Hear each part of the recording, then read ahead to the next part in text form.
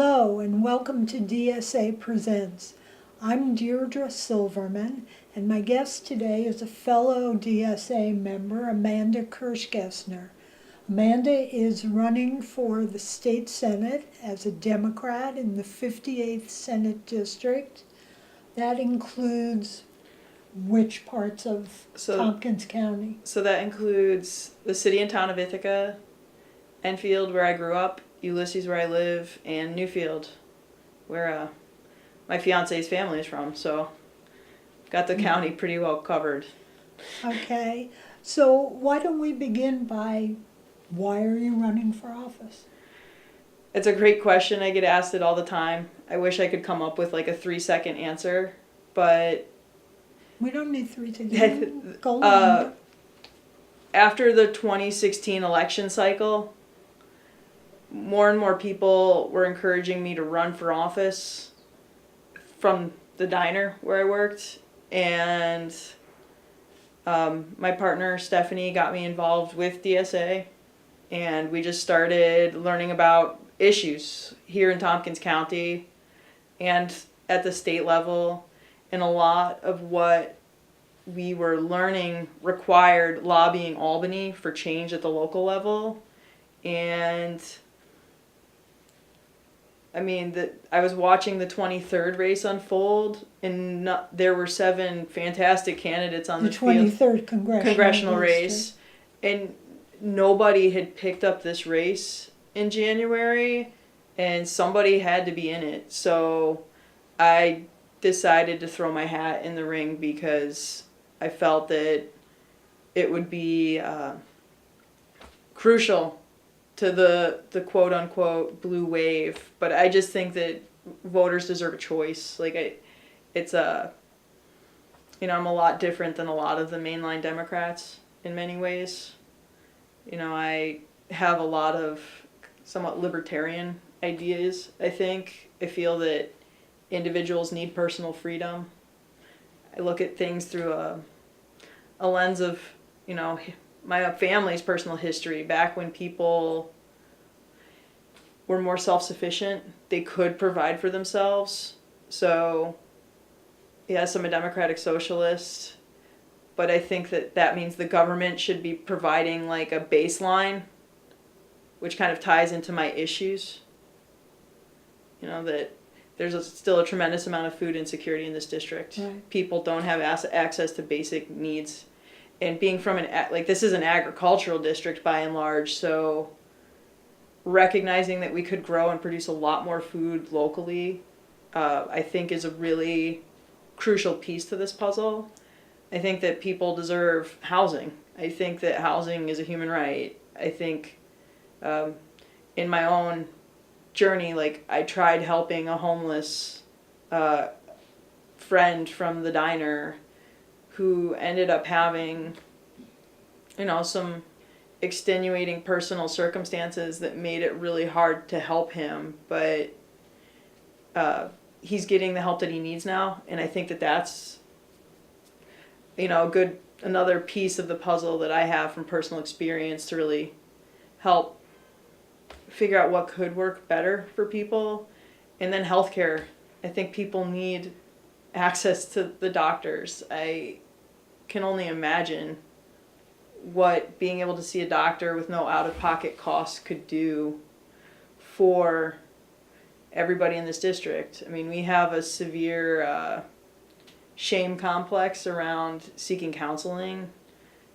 People are viewed as weak if they need to talk to a professional. I think that's a problem and a stigma that we need to overcome. Just in my own experiences, it's counseling that helped me recognize that I have a history of problem drinking, and addressing that and learning my own limits, learning more about myself, learning how to be a better human being and a better partner. So, I could go on and on and on about why I'm in this race, but I think that experience like mine is sorely missing in Albany, and my experience is much more in line with where most people are in the 58th district. There's a lot of people who work really hard for not enough, struggle to make the ends meet, and if anything, I want to help cut a path so that more people with real world experience can find a way into office, because I think we have a tremendous amount to offer the conversations and the decisions that affect our daily lives. So I think you've already partially answered this, but why do you think people at the diner were encouraging you to run for office? I think it was because I was more inquisitive. I was very non-judgmental. I like talking to the different kinds of people. I mean, and diners are one of the last places that people still voluntarily mix. Mm-hmm. Right now we live in social media echo chambers. People have self-isolated. They don't talk to people who they disagree with on certain issues. I think that's a big part of the problem, because I find that no matter who I talk to, I can find something that we have in common, whether it's a love of family or an appreciation for nature, you name it. I mean, I can even go into sports, and not the biggest, most adamant sports fan, but like I appreciate why people appreciate it. And I think that people recognize that it didn't matter to me how they identified politically. What mattered to me was how safe and secure they felt in their personal lives. The job of a waitress is very simple. You welcome people, you listen, and then you deliver. So I think that that's a really good model for public service. You welcome your constituents, you listen to their concerns, and then you deliver results, whatever those may be. But I think that if we have a more community-centered model and really focus on the needs of local municipalities, counties, even just particular neighborhoods, you can really begin to address some of these deeper-seated issues that are facing us right now. So, okay, using that model of welcoming, listening, and delivering, what would you have to say about your opponent, the incumbent state senator? I mean, to be honest, I'm running a very positive campaign. I'm about offering people something different, which is a record of personal service to the community where I, live and reside, and I've been making every effort to expand that circle. I think that Mr. O'Mara, while a decent human being, has a poor track record on protecting the environment, which is of a paramount concern to me. I feel that his lack of support for the Childhood Victims Act is of a real concern. Often people who experience trauma early on don't have, kids who suffer abuse, particularly at the hands of trusted adults, it can take years of therapy to recover from. Mr. O'Mara is opposed to the New York Health Act. I can imagine what a guaranteed healthcare system would do for New Yorkers. So if children actually had access to doctors who might be able to counsel them through this, there probably would be a lot fewer child victims. There's so many pieces of the puzzle that my opponent appears to be on the wrong side of. I struggle with that. So again, I try to focus on what I will do, which is bring a unique perspective to Albany, which I feel is more in line with the perspective of most people in this district. A willingness to learn from people who I might not share, a similar upbringing to, but I'm very sympathetic to the struggles of real everyday people, from our farmers who are in a severe pinch right now, to the doctors who struggle to pay off student loans while working in an exploitative healthcare system, to a homeless family who's displaced because they couldn't afford rent. I think that there are a tremendous amount of experiences that are just being overlooked right now. Okay, I'm talking to Amanda Kirchgessner, who's running for the state senate in the 58th district. What other counties? What's the range of the district? So I'm running to represent all of Steuben County, all of Chemung County, all of Schuyler County, and all of Yates County. And as I said before, Enfield, Newfield, Ulysses, and the city and town of Ithaca. It's almost 300,000 people, almost 175,000 registered voters by my last count. It's a sizable region, and it's a beautiful region, and I think that we have real potential here. But what issues are you seeing in the other parts of the district that people in Tompkins County might not be as aware of? I mean, there's a lot of poverty. I think that's a big one. Rural poverty and urban poverty are, at the top of the list, and all the issues that go along with that: drug addiction, homelessness, food insecurity. I think, it's really heartbreaking to me, honestly. I feel that, poverty is intentional. It's not intentional on the part of the person who is stricken, but it's intentional on the part of the people who hold the wealth. And, that's been one of the hardest things to run up against. Across the district, they're building high-end housing everywhere.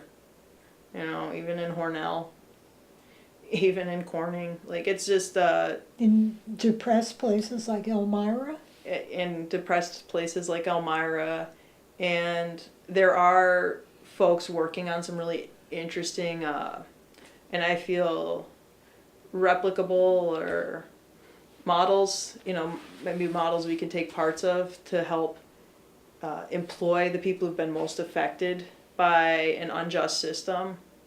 I think the best way to help Americans and people in the 58s is to give them a job that pays them enough to live. Most of the folks I talk to on social services, they don't want to be on social services. It's like having another job. So on top of having your minimum wage job, you also have this job of dealing with DSS, dealing with Social Security, dealing with a Section 8. It's tedious and grueling.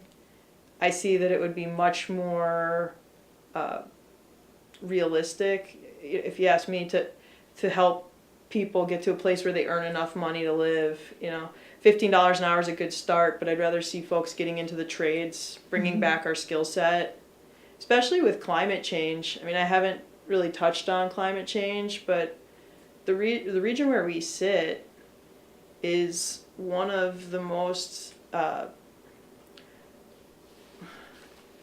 it's one of the wealthiest in natural resources, and we have a tremendous store. There's fresh water galore. Mm-hmm. There's tons of land that could be used for farming, and as sea levels rise, this region will become more and more desirable. It's already happening. Like, people in some of the smaller towns feel like they're being gentrified out because people from out of state are buying properties there, so they can't even buy a home in their hometown. Mm-hmm. And I recognize this as a real problem, because if your kids can't afford to live where they grew up, they're forced to leave New York. And that's something. Or at least upstate New York. Well, it's getting harder everywhere in New York State because the taxes are so high. A large chunk of that is going to, the wealthiest through development granting. It's not a sustainable model for government, and the folks who currently represent us are participating in that model. Like, I'm doing okay. Don't really seem to care much about how everybody else is doing. And this always brings me back to why food security is such an important issue to me. If people are hungry, and enough people are hungry, it will result in bedlam. starving people do not behave reasonably, and I would not expect them to.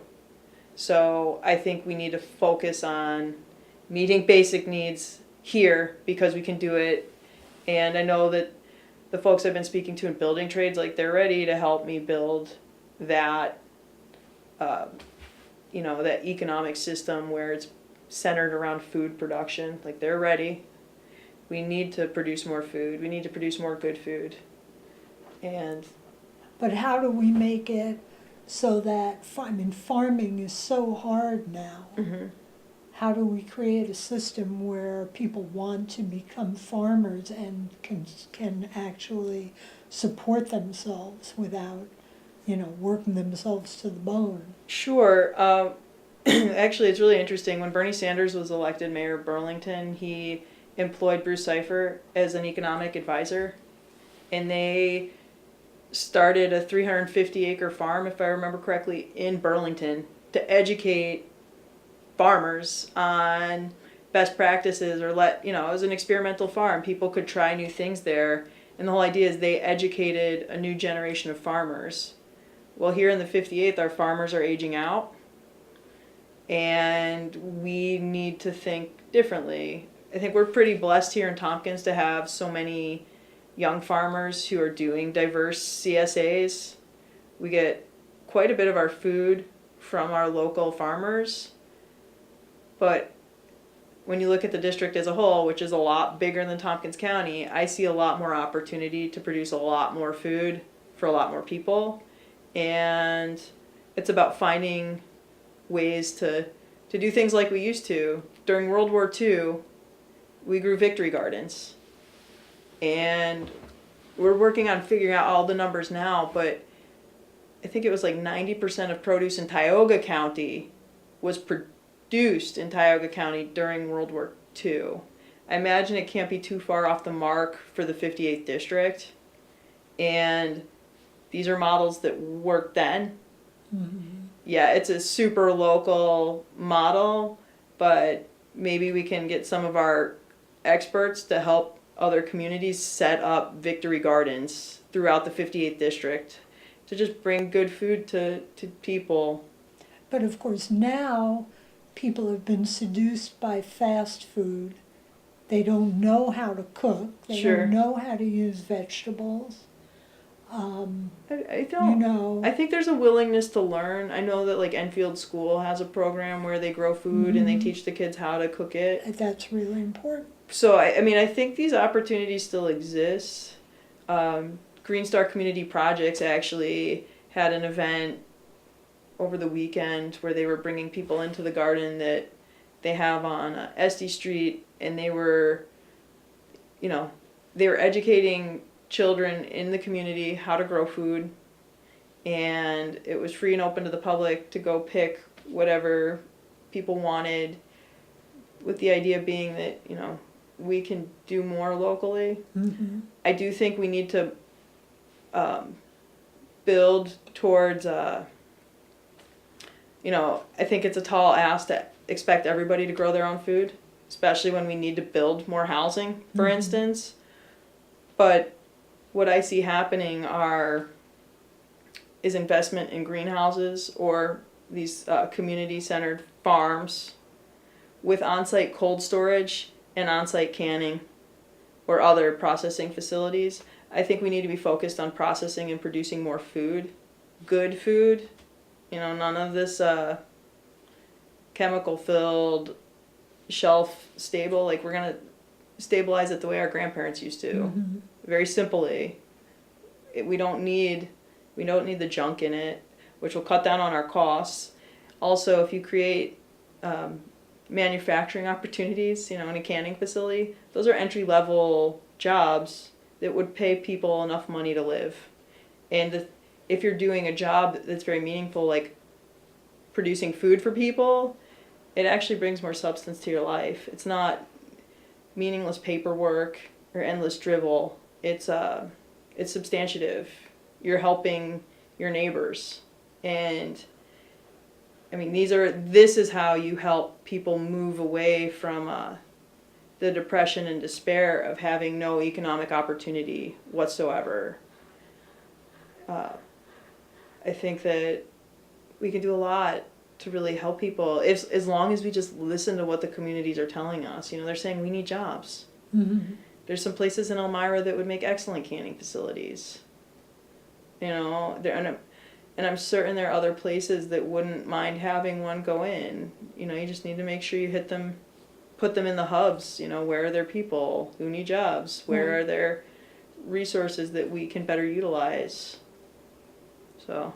Okay, so shifting gears, and you are running in one specific district against one specific Republican incumbent, but it's in the context of the state Senate having had a very slim Republican majority for years that has blocked a lot of legislation coming from the Democratic Assembly. I think it's important that you don't cast the blames on the Republicans broadly.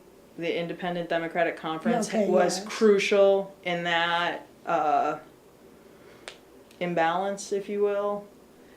I mean, the folks who currently represent us, and I'm not saying all of them, but they have a lot to lose in donors if we switch to the New York Health Act, for instance. I mean, the health insurance industry is a pretty big lobby. The same with, you know, real estate developers. If we start building more public housing, guess who loses out? But the reality is, New York's become unlivable for how many people? And I'm sure some people are like, oh, taxes are going to go up. The reality is, like, people look at my race and how much money we've spent on it. Like, I'm very good at managing resources. I think we have plenty of tax money to do what we need to do. It's just going to the wrong places right now. It's not being allocated in the most useful ways. It's really helping our wealthy friends get wealthier, but the rest of us are really losing out on quote unquote economic development. It's not, it's just false. So just getting back to what you said about economical use of resources, just to give a shout out, because in the primary campaign, you ran a campaign on less than... It was less than $12,000. And won across the district. I didn't win in Schuyler County. Right, but in every other county by close to 30 points, right? The final numbers, if I remember correctly, were I got 55%, Mike got 33%, and that was 12% on cast. So that just shows me how, I mean, even in a primary situation where voters are educated, they might not know about candidates in a race. Like, we can do better. Mm-hmm. I know that we can do better. You know, I'm.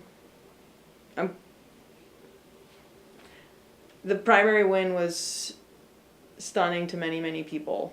Okay. I know my mother was surprised. Like, so now you're in a much bigger race. Sure. What do you need from people who want to support you? I need people who want to knock on doors. Like, if people want to go to amandaserving.us and they can click the volunteer link, that would be super helpful. Hitting doors is where we're going to win this. Just talking to people, getting in touch with us, like helping us on social media, you know, just sharing, boosting, making sure that the message is getting out there, talking to your friends, talking to your family. If you know anybody who lives in the district, calling them up and having a conversation or sending them a personal email. One way I think I was very successful was that I empowered people. You know, my team was going a little nuts. They're like, you're not keeping track of everybody you're keeping contact with. And I said, at some point I have to trust voters to do what they need to do to help me get into a place to help all of us. You know, and it's as simple as seriously contacting 3 of your friends who might not normally vote and just encouraging them to vote. You don't even have to tell them how to vote. It's about getting people to the polls, and the message seems to be resonating. So yes, sign up to help. If you're interested in leading a canvass or getting in on a canvass training, please reach out. amandaserving.us. Click the volunteer link. I'm easy enough to find on Facebook. Amanda Serving the People. You can send us a message, and we're dug in. We're ready to go. This is not, this is asymmetric warfare, so to speak. Like, we know we're out moneyed, but there are far more people who can relate to the experience of me and my campaign, that if you identify strongly enough with us, like, you can absolutely help and get involved. Okay, we only have a couple of minutes left. So what would you say are the most important issues for you in this Senate campaign? Food security, security in housing, and healthcare. And I think family, food, family, healthcare. I think if we can hit the basic needs of a family, make sure that families can support themselves off of sufficient income.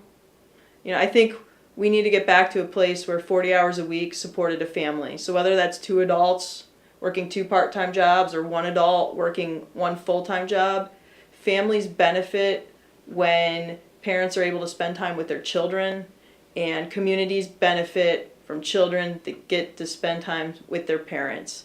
Healthcare is essential for life, and food is absolutely essential for life. So we need to protect our environment and make sure that food is available to everybody that lives in the 58th district, because nobody should be hungry in the wealthiest country in the world, in one of the wealthiest states in the country, where we have ample farmland. And I think that that's a big, if